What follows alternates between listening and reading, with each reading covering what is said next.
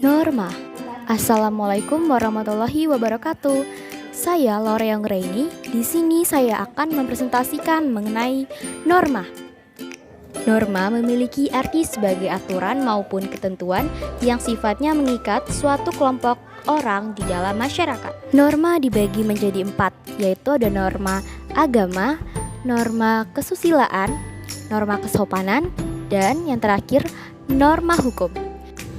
Norma agama adalah peraturan hidup yang bersumber dari wahyu Tuhan. Norma kesopanan adalah peraturan hidup yang berasal dari pergaulan hidup manusia.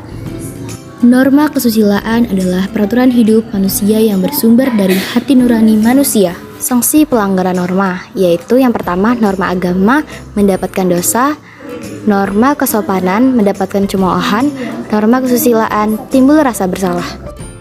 Berikutnya ada norma hukum. Norma hukum sering disebut sebagai norma pelengkap dari ketiga norma yang sudah ada, karena norma ini adalah ketegasan dari banyaknya sanksi yang ada bagi pelanggarnya.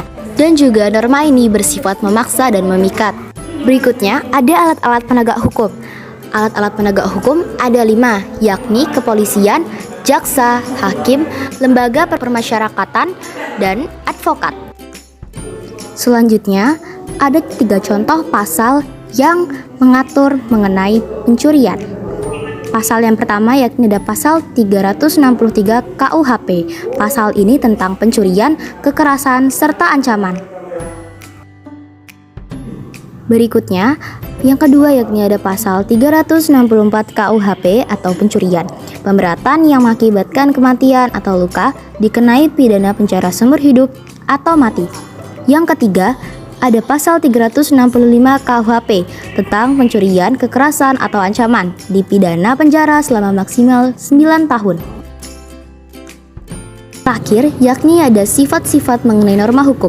Ya, ada 3, yaitu sifat norma hukum imperatif atau perintah yang harus ditaati baik berupa suruhan maupun larangan. Yang kedua, sifat imperatif dalam norma hukum biasanya disebut memaksa. Yang ketiga, fakultatif, yaitu fakultatif lebih kepada norma hukum yang mengatur. Demikian yang bisa saya presentasikan mengenai norma. Saya akhiri. Terima kasih. Wassalamualaikum warahmatullahi wabarakatuh.